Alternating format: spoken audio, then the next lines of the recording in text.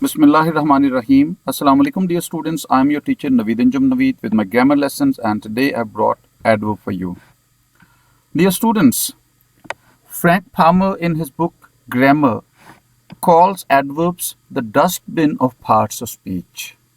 He argues that the words that don't fit anywhere else are put into this dustbin, and considering the multiple roles of adverbs in sentences or in language, he seems to be right. Well, let's begin with the definition. Adverbs are the words that modify verbs, adjectives, or other adverbs. We already know what modify or modification means. It means adding something to the meaning of another word. When a word adds something to the meaning of another word, it modifies it. So let's have examples. Ali sings beautifully. Now, this is an SV sentence. Ali is the subject, sings is the verb. And of course, beautifully cannot be the object of this verb because firstly, objects are nouns or non-equivalents, and beautifully is none of them. And the other thing is that we can make a what question, but beautifully does not answer that what question. If I ask, what does Ali sing? Beautifully is not the answer. This was our test or method of identifying objects of verbs in sentences, framing what question. So the first thing that I wanted to make very, very clear over here is that you should not confuse beautifully with the object of verb. This verb sings does not have an object here. If I ask, what does Ali sing? There is no answer. But if I ask, how does Ali sing? The answer is beautifully. So this word beautifully is describing, it's modifying the word sings, which is a verb, by telling us its manner. In what manner the action is being performed. Beautifully tells us that manner, and by doing so, it's modifying a verb. And this is a definition of adverb, that words that modify verbs are called adverbs. So beautifully modifies verb sings. That's why it's adverb. Look at the next example. He ran fast. He is the subject, ran is the verb. And once again, if we make a what question, what did he run? Firstly, the question doesn't make much sense. Secondly, fast does not answer that question. Fast answers the how question. How did he run? The answer is fast. So once again, it's modifying this verb ran by telling us its manner. So both these words, beautifully and fast, are verb modifiers, and they are modifying these verbs by telling us the manner of the action. Look at the next example. Sophia is a very intelligent girl. This is an SVC sentence. Sophia is the subject, is your linking verb, and of course a very intelligent girl will complement. This is describing the noun, the whole chunk from A to girl. A very intelligent girl describes or tells something about Sophia. That's the subject. That's why we call it subjective complement. But within this subjective complement, which consists of a noun phrase, a very intelligent girl. We'll be talking about phrases later on. So we call it noun phrase because it consists of a noun and its modifiers. Girl is the noun. Intelligent is the noun modifier. We already know, we have studied adjectives. Intelligent is describing the quality of a noun. It's a noun modifier, and as a noun modifier, it's adjective. It tells us the quality of a noun. So adjective of quality, intelligent. What is very doing here? Well, that's the question. It is describing the degree of intelligence. It's telling us how intelligent the girl is. So we can say that this word very is modifying an adjective. Intelligent as an adjective is modifying the noun girl, and this word very is modifying the adjective intelligent by telling us its intensity or degree. Whenever there is a quality, there could be some intensity or degree of that quality, and this word is describing that degree or intensity. जो quality या खूबी होती है वो कम या ज़्यादा भी हो सकती है, उसकी शिद्दत को बयान कर रहा है ये जो वर्ड वेरी है. जहानत की जो खूबी है, जहीन होने की जो खूबी है, उसकी शिद्दत को बयान कर रहा है. शिद्दत को ही इंग्लिश में इंटेंसिटी कहते हैं. दर्जे को इंग्लिश में डिग्री कहते हैं. कम दर्जे की जहानत भी हो सकती है, ज़्यादा दर्जे की जहानत भी हो सकती है. So these adverbs that modify adjectives are mostly adverbs of degree or intensity. They are, we also call them intensifiers because they tell us the intensity of a quality indicated by an adjective or maybe another adverb. So the correct analysis of this sentence is Sophia is the subject, is linking verb. Girl, if you want to pinpoint one word as complement, that's the girl. So intelligent and are both have been used for girl. Are as an article and intelligent as an adjective. This word very, we can't say she is a very girl, which proves we can say that she is a girl. It proves that are has been used with girl for girl. Similarly, we can say that she is an intelligent girl. It also, once again, it proves that intelligent is modifying girl. It has been used with girl for that noun. But we can never say she is a very girl. Why can't we say so? Why is it so? Because very has not been used for girl. It has not been used with a noun. It has been used with an adjective to modify that adjective. So that makes sense. So very is modifier of an adjective, and by definition it's an adverb because words that modify verbs, adjectives or other adverbs are called adverbs. Look at the third sentence. Thania came quite late. This is the third example. Thania is the subject, came is the verb, late tells us, it answers when question. When did Thania come? The answer is late. So it's telling us something about the verb in this sentence. What does it tell us about the verb? It tells us the time of the action. Manner of the action is not the only way in which actions or verbs can be modified. There are other ways. So this word late is also an adverb because it's adding something to the meaning of a verb. It's modifying a verb by telling us the time of the action. And this word quite is telling us how late.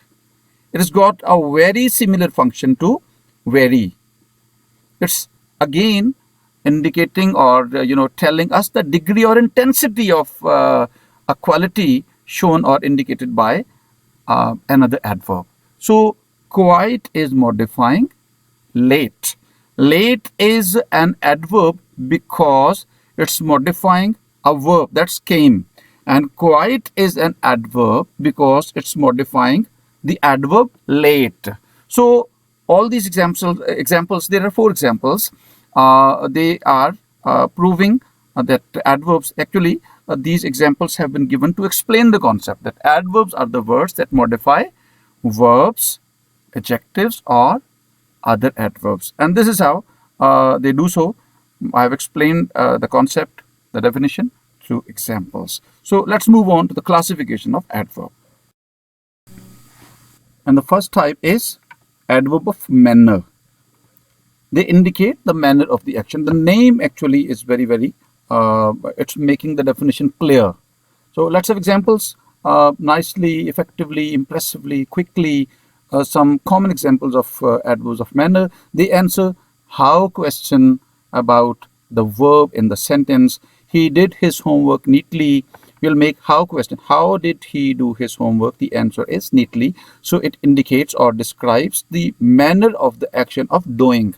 The next example, they ate their meal hurriedly. How did they eat their meal? The answer is hurriedly. So hurriedly is describing the manner of the action of eating. This is how adverbs of manner modify verbs by telling us the manner of the action. Our next type is adverb of time. As the name suggests, they'll indicate the time of the action. Some common examples are early, soon, late, now, then, etc. Let's use these examples in sentences. Sim gets up early. When does Sim get up? The answer is early. So these adverbs answer the when question about the verb in the sentence. Early tells us the time of getting up. Similarly, they got late tells us the time of the action. So this is how adverbs of time modify verbs by telling us the time of the action. Our next type is adverbs of place. As the name suggests, they'll indicate the place of the action. So some common examples are here, there, up, down, away, in, out. Whenever these words indicate the place of the action, we'll call them adverbs of place. The birds flew away. So flew is the action, birds is your subject, flew is the action, verb, and away suggests the place where that action was performed. So it's adverb of place. The students went out. Where did the students go? Out. Out indicates the place of the action. They answer the where question about the verb in the sentence. And now, adverbs of frequency. Frequency, we know the definition of frequency. Repetition of an action or movement within a given time is called frequency. This concept is taught in science subjects also, in physics, I think. So they indicate how many times, the repetition of the action, how many times the action takes place. Not when, how many times, how often.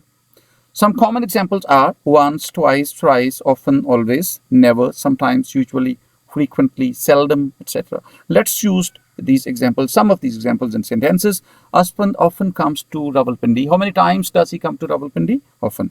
She always secures the first position. How many times or how often does she secure the first position? Always. These words modify, these adverbs of frequency modify verbs by telling us how many times the action takes place. The next type is adverb of degree or intensity. We also call them intensifiers, and we've already talked about them a little bit in our example slide. The first examples there I quoted of adverbs, there was an example of adverb of degree or intensity. They are mostly adverb or adjective modifiers instead of modifying verbs. Of course, they can modify verbs, but they more often, very commonly, they are adjective modifiers or modifiers of other adverbs. They indicate, let me read the definition, they indicate the degree or intensity of a quality shown by an adjective adverb. Sometimes they show intensity of the action itself. Some commonly used adverbs of degree or intensity are very, quite, more, most, too, pretty, so, hardly, barely, enough, partly, fully, completely, rather, as, etc. Remember that this word pretty can be an adjective of quality when it's used in the sense of beautiful, and sometimes pretty means very, and whenever pretty is used in the sense of very, then it's adverb of degree or intensity. Let's use some of these examples in sentences. Ashraf is very smart. Ashraf is the subject, is your linking verb, very smart is your subjective complement, and smart itself is adjective of quality modifying Ashraf, and very tells us the degree or intensity of his smartness. So, adverb of degree or intensity. You were pretty close. You, subject, were, linking verb, and pretty close is your subjective complement. Close is adjective modifying you, and pretty is modifying close by telling us the degree or intensity of closeness. And look at the next example. This adverb of degree or intensity is modifying a verb. He hardly escaped the assassination. वो मुश्किल कत्ल होने से बचा. So in a way, it's suggesting, it's telling us the degree or intensity of the action itself. Hardly, barely. So such words, when they're used with actions, they indicate the intensity or degree of the action itself. जो काम किया जाता है उसकी भी तो कोई शिद्दत या दर्जा हो सकता है ना. So if a word is indicating that degree or intensity of the action, it's also adverb of degree or intensity. The next type is adverb of reason. They indicate the reason of the action. To make it very very simple, Urdu वाला जो लिहाजा होता है वो इन्हीं words के जरिए से. आई एम सॉरी, मेरा फोन रिंग किया है, उसकी बीच में शायद बेल रिकॉर्ड हुई होगी. I am not going to re record this slide. Hence and therefore, he therefore left his job. लिहाजा उसने अपनी नौकरी छोड़ दी. Therefore is indicating the reason of the action. Actually, whenever hence and therefore are used, the actual reason they have been used for has already been described in the previous sentence. Such sentences are always a part of a larger text or conversation. एक बड़े जो piece of language है उसका part होते हैं इस तरह के सेंटेंसेस. ये जो देयरफॉर किसी रीजन को सजेस्ट कर रहा है, it's pointing out towards a reason of the action. That reason was actually explained in the preceding sentences. इससे पहले वाले सेंटेंसेस में वो रीजन बता दी गई थी. वो रीजन एक्सप्लेन करके we use such sentences as conclusion, conclusive sentences. लिहाजा उसने अपनी नौकरी छोड़ दी. वो जो एक्चुअल वजह थी वो पहले बयान कर दी गई थी. ये देयरफॉर उसी वजह को सम अप कर रहा है एक सिंगल वर्ड में. So it's actually it makes sense, it's common sense कि ये रीजन ऑफ द एक्शन ही को डिस्क्राइब कर रहा है. रीजन को डिटेल में पिछले सेंटेंसेस में बता दिया गया होता है. Hence she did not go back, लिहाजा वो वापस नहीं गई. हेंस यहाँ पर वजह ही बता रहा है उसके वापस ना जाने की, लेकिन डिटेल में नहीं बता रहा, सिर्फ सजेस्ट कर रहा है. जो डिटेल में रीजन थी वो पहले प्रीसीडिंग सेंटेंसेस में बता दी गई है. So that's all about adverbs of reason. Now next are adverbs of affirmation and negation. To affirm is to say yes, to accept a fact, and to negate is to say no, to deny, जिसे उर्दू में कहते हैं तायीद और तरदीद करना. So these adverbs modify verbs by either supporting or opposing the fact mentioned by or the action mentioned by that verb. Yes, no, not, certainly, surely, etc. These are commonly used adverbs of affirmation and negation. Yes, I know. No, he didn't. Remember, yes will be mostly adverb of affirmation, but no can be used as an adjective of quantity also. If I say there's no milk in the jug, then it will be adjective of quantity, not an adverb at all. No, when it comes in the start of a sentence as a response to something that has been asked, then it's adverb of negation. No, he didn't. In such sentences, when it comes in the start and as a response to something that was asked, only then you'll call it adverb of negation. And not, it's used between the helping verb and the main verb. In negative sentences, it's always adverb of negation. I do not eat cakes. So not is modifying the action, the verb, by negating the fact, by negating that action. उस काम की तरदीद करके उसको ये modify कर रहा है.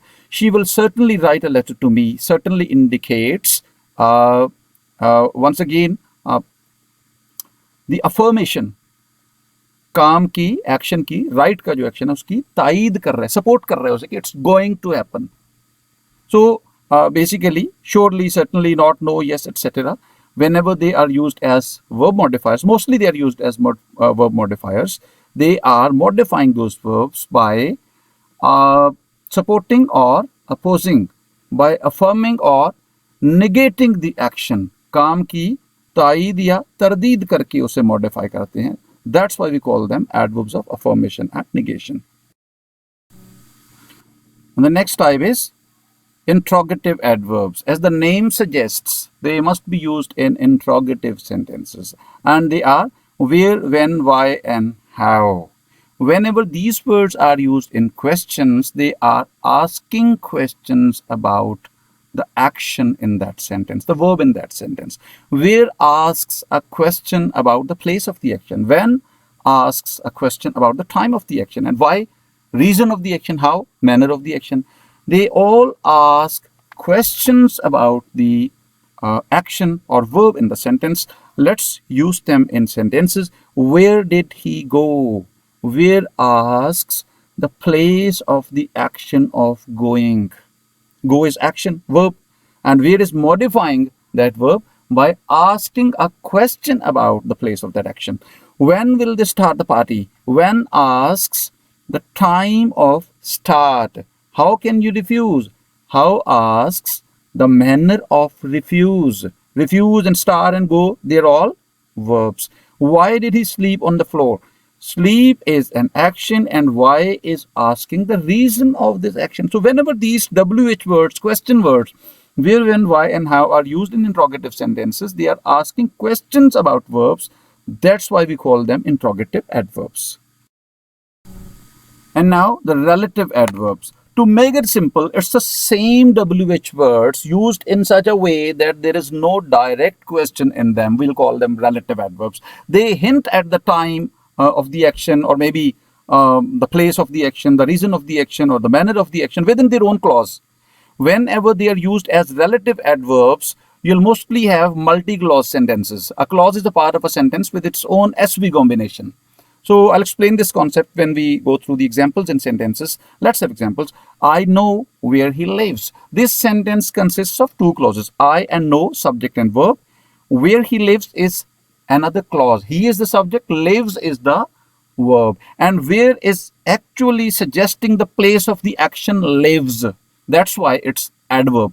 And because there is no direct question in it, that's why we'll not call it interrogative adverb. We'll call it relative adverb. It relates something, describes something. What was the time when the car crashed? Now, the whole sentence is interrogative. There is a question mark at the end. But the question is in what was the time, not in when the car crashed.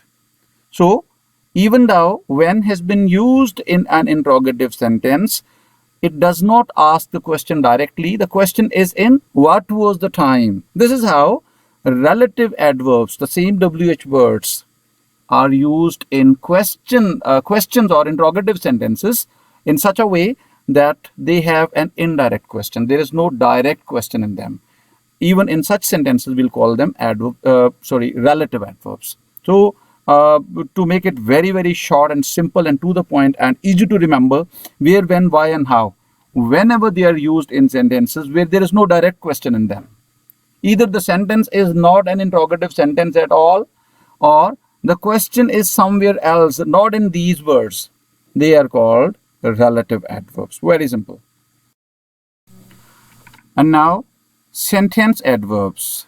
They are a unique variety. They are used in the start of sentence. They'll always come in the start of a sentence, and they are set to modify the whole sentence instead of the verb alone. Commonly used sentence adverbs are, interestingly, fortunately, coincidentally, luckily. Look at the sentences. Unfortunately, we had no ammunition. Now, unfortunately applies to the whole sentence. We had no ammunition, not to a single word in the sentence. That's why we call them sentence adverbs. Similarly, luckily, the enemy soldiers did not see us. Now, what was lucky in it? The whole thing. The enemy soldiers did not see us. The whole thing was lucky for us. So, luckily is actually, the concept is applicable to the whole sentence. That's why we call them sentence adverbs. So, there is a fourth thing that can be modified by an adverb. Other than verbs, adjectives, and other adverbs, one particular type of adverb modifies the whole sentence. That's why Frank Palmer called them the dustbin of the parts of speech. Anyways, this is the sentence adverb. And one last thing about adverbs, formation of adverb of manner. Adverbs of manner are by far the largest in quantity. The largest number of adverbs out of all the types of adverbs are adverbs of manner. And there is one very common, very easy method of forming these adverbs of manner. You simply add ly at the end of an adjective of quality and it becomes adverb of manner. Graceful is adjective of quality. We add ly and it becomes gracefully. And just like adjectives of quality, adverbs of manner have got 3 degrees: positive, comparative, and superlative. Clear is an adjective of quality. You add ly and it becomes clearly. And you can see, you can look at the degrees of adverbs of manner: gracefully, more gracefully, most gracefully, clearly, more clearly, and most clearly. To give you another tip at the end, more in more gracefully and most in most gracefully. Similarly, more in clearly and more clearly and most in most clearly. They are themselves, these two words, more and most, they are adverbs of degree or intensity, because in more gracefully, more is indicating the intensity or degree of being graceful, and most is once again suggesting the degree or intensity of the quality of being graceful. So in all comparative and superlative degrees, whenever you use more and most, these two words are themselves as single words, adverbs of degree or intensity. You can also call them intensifiers. Uh, and now it's your turn. It's activity time. Of course, adverbs have got so many types, and I've been a little quick while describing or discussing types of adverbs, but I've tried to make everything very, very clear as possible. So if you are still confused or if you're still not confident, you can go through all those types of adverbs, the classification portion once again. And first you understand each and everything. You can pause the video wherever you want to, and you can go through any portion as many times as you want. As long as you're not clear, you can keep repeating things. This is the advantage of having recorded material. When things are pre-recorded for you, when they're in the form of a video or audio lesson, and they're already recorded, then you can go through them again and again. You can maintain your own pace. You can go through the lesson at your own pace. And first you develop complete confidence. Learn all the types completely, comprehensively, fully, then attempt the activity, and just after this activity you'll find the answer key. I have spent enough time on this activity portion. I have talked to you enough. That was simply to give you enough time to attempt the activity. You must pause the video over here, attempt the activity, and then go through the answer key. And here comes your answer key. I do hope that all your answers are correct. You can match your answers with mine, and in this way you'll be able to learn how much you have learned out of this lesson. I hope it was useful. I hope I've tried to make things as clear as possible. Well, see you. Thank you very much. Allah Hafiz.